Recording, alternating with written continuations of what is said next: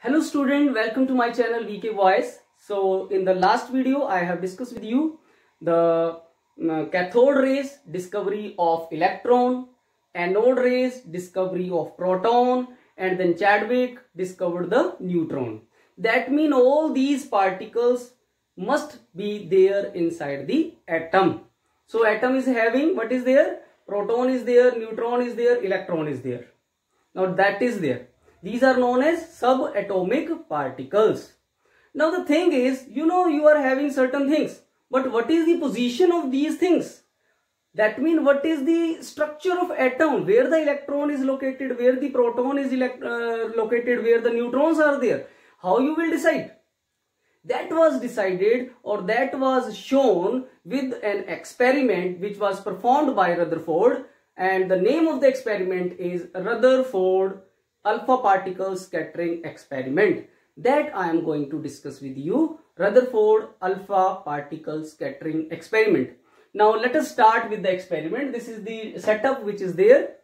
Now what Rutherford did, he took alpha particles and he bombarded these alpha particles on the gold foil. He just threw the alpha particle on the gold foil and observed certain things. First thing he observed was that maximum alpha particle move straight. They didn't deflect in any side, they move straight. Now let us consider this in your daily life also. If you are having a tennis ball in your hand and if you throw it in the forward direction, and if it do not deflect, neither it turn, it moves straight, what does that mean? It means in front of you there is nothing. The space is vacant. The ball can move in the straight direction. Similarly, since the alpha particle moves straight, that indicated that maximum space in an atom is vacant. So first observation concluded that maximum space in an atom is empty. Now second, few particles deviate through certain angle. Few particles deviate through certain angle. Now which thing repel to the other thing. If you are having positive charge and if you are having other is also positive, positive repel, negative repel. Now alpha particle is positive charged, helium nucleus, so therefore it must be repelled by some positive charge.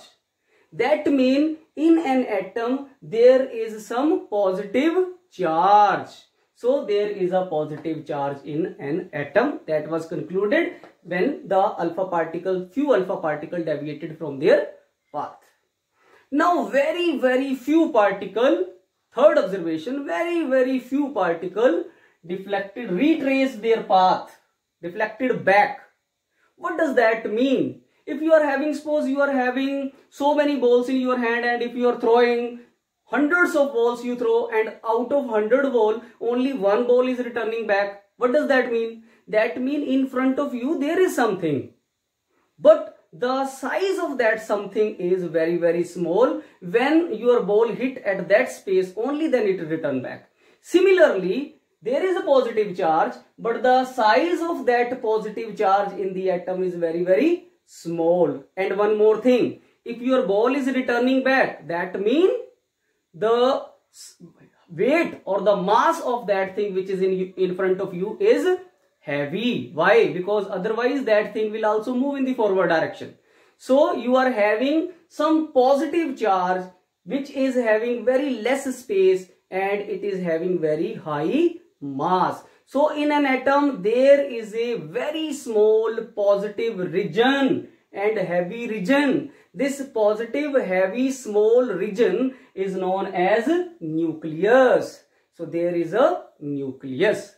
Now you people know that mass of an electron is negligible, which means the whole mass of an atom is only due to proton and neutron, which means there must be proton and neutron inside the nucleus. So inside the nucleus what is there? Protons and neutrons, and electrons are there which are revolving around the nucleus. That was told by new scientist whose name is Niels Bohr. He told you that the electrons are revolving around the nucleus in a similar fashion as the planets are revolving around the sun. So in the same pattern, electron is revolving around the nucleus as the planets are revolving around the sun. That is there, that I have discussed with you. The next topic is, next thing which I am going to discuss with you is the number of subatomic particle in an atom.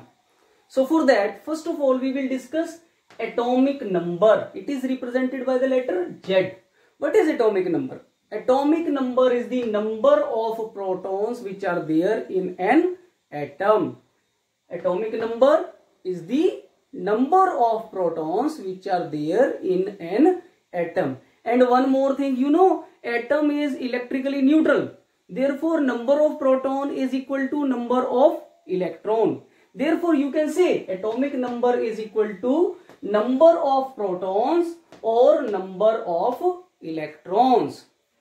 Next thing is mass number. It is represented by the letter A. What is mass number? Mass number is the sum of number of protons and neutrons which are present in an atom. So mass number A is sum of protons and neutron. That means proton plus neutron is equal to mass number. It is represented by the letter A. Now, how you can find out the number of neutron which are there in a atom? For that, you can use this formula. Number of neutron is equal to mass number minus atomic number. Mass number minus atomic number. In this way, you can easily calculate the number of neutrons. So sometime mass number is given to you, atomic number is also given to you, and it is asked find the number of neutron. By using this formula, you can easily calculate the number of neutron. Next thing is how you can just write the symbol of some nuclides. So symbol of nuclides are represented by like this.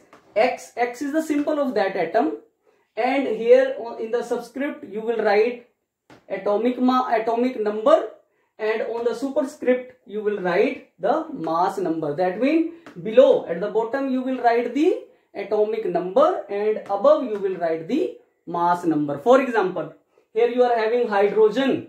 I have represented. The symbol of hydrogen is H. So in place of X, what I have written? H.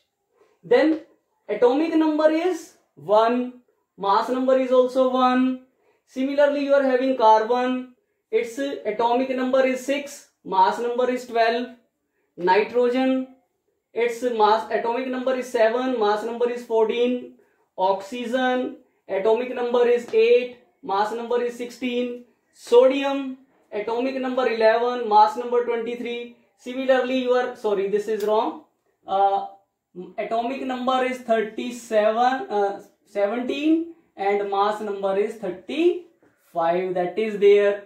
So these are how you can write the symbol of some nuclides. This way you can write the symbol. Now how the electrons are arranged in an atom, that I am going to discuss with you. Atoms are revolving in certain shells, and the name of the shells are written like K, L, M, N, like this. I am writing the diagram as well. Now suppose this is the nucleus. First shell, the first shell is known as K shell. Then next shell will come.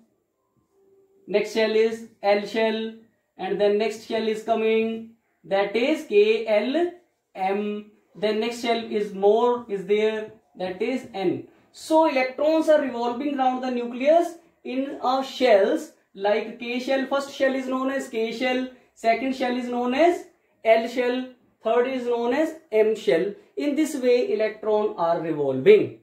Now, how the electrons are revolving? For example, if I take the example of hydrogen, you know, in case of hydrogen, how many electrons are there? As you know, atomic number is how much? Atomic number is 1. So, how many electrons are there? As I told you, number of electron is equal to atomic number. Atomic number is 1. Therefore, the number of electrons which are there in hydrogen is 1. So, I can represent this is the nucleus, and first electron, one electron is only over there. So I will write like this. Only one electron is there. And what is there in the, how many proton, how many neutrons are there in the hydrogen? You can see, as I told you, atomic number is equal to number of protons. So one proton is there. Proton is one. And how many neutrons are there? You know, atomic neutrons, number of neutron is what? Atomic number, sorry, mass number minus atomic number. Mass number is what? 1. Atomic number is what? 1. So 1 minus 1, 0. So number of neutron present over here is 0. So in hydrogen, keep it in mind. In hydrogen, there is no neutron. Only protons and electrons are there in a hydrogen atom. Now next is carbon.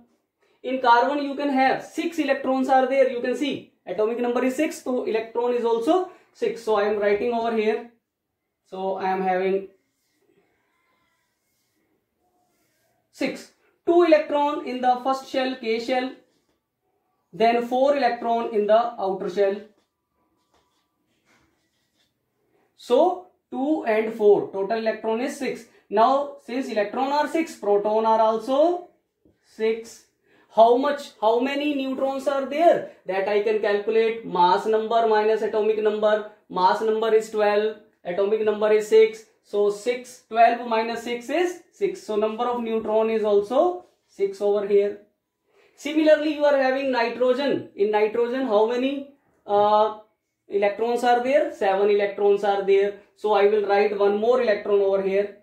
In case of nitrogen, one more electron will come. And how many neutrons are there? 14 minus 7 equal to 7.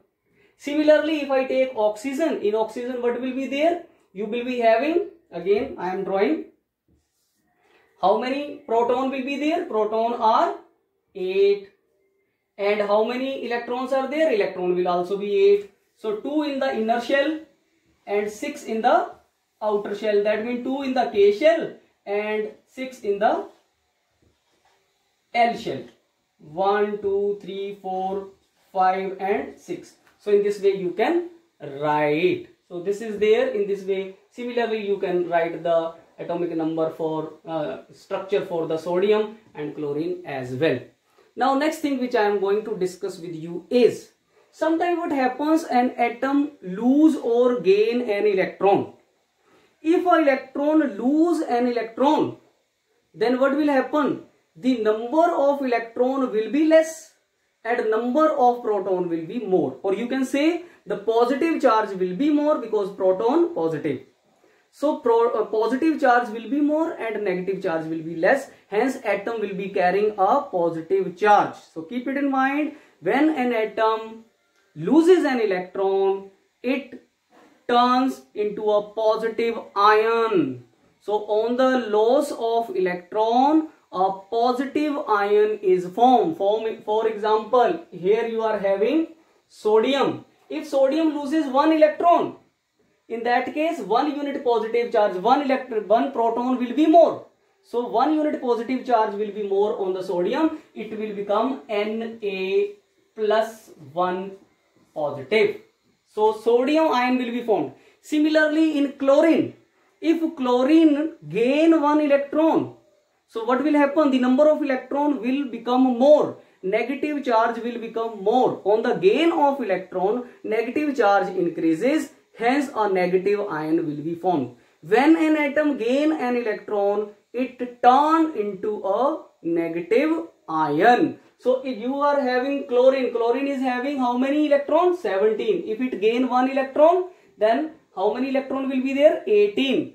Proton will be 17, electron will be 18. So negative charge, 1 unit negative charge will be more. So it will turn into a negative ion. So how the ions are formed? Ions are formed by the loss or gain of electron. When loss of electron takes place, you get positive ion. When gain of electron takes place, you get a negative ion. And as I told you before also, positive, negative attract each other. So positive and negative ion will combine together and you will get a sodium chloride salt. NaCl will be formed. So this is there.